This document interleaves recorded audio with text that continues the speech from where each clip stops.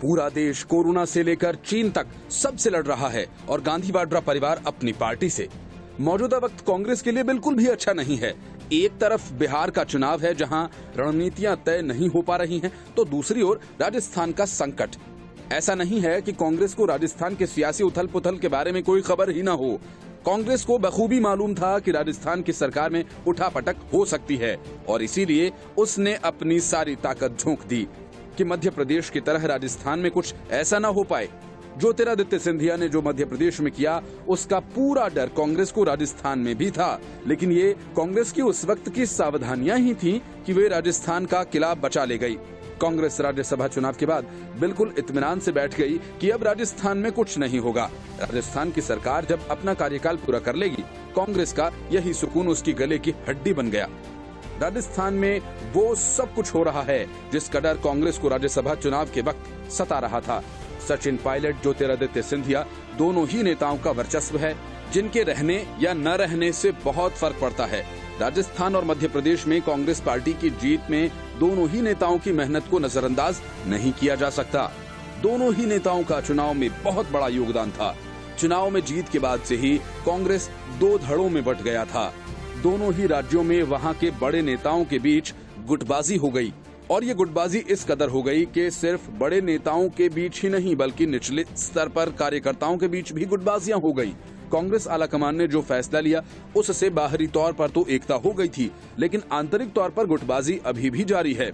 मध्य प्रदेश में ज्योतिरादित्य सिंधिया और राजस्थान में सचिन पायलट के बीच लगभग एक ही जैसा फैसला हुआ था। दोनों ही नेताओं को मुख्यमंत्री पद से दूर किया गया। यहीं से मतभेद का सिलसिला शुरू हुआ। बीजेपी को इस बात की पूरी भनक थी कि मामला गर्म है, मौजूदा वक्त का अभी से ही लाभ उठाया जा सकता है।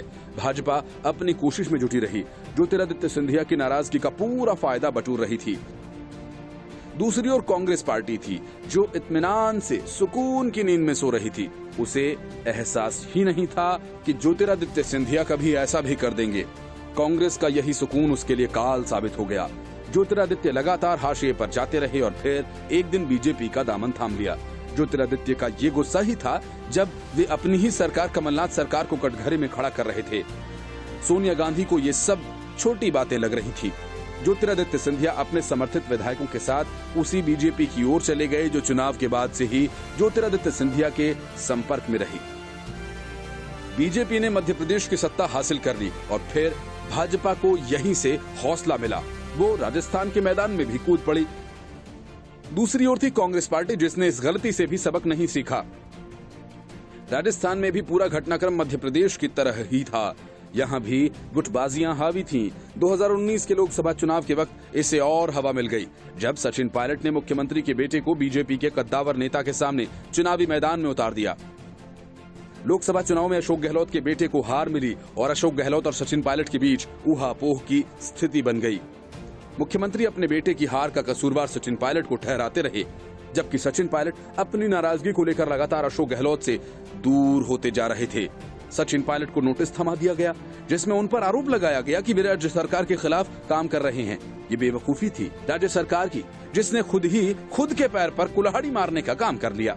सचिन पायलट को इतना नागवार गुजरा कि उन्होंने पार्टी से जुदा होने का पूरा मन बना लिया।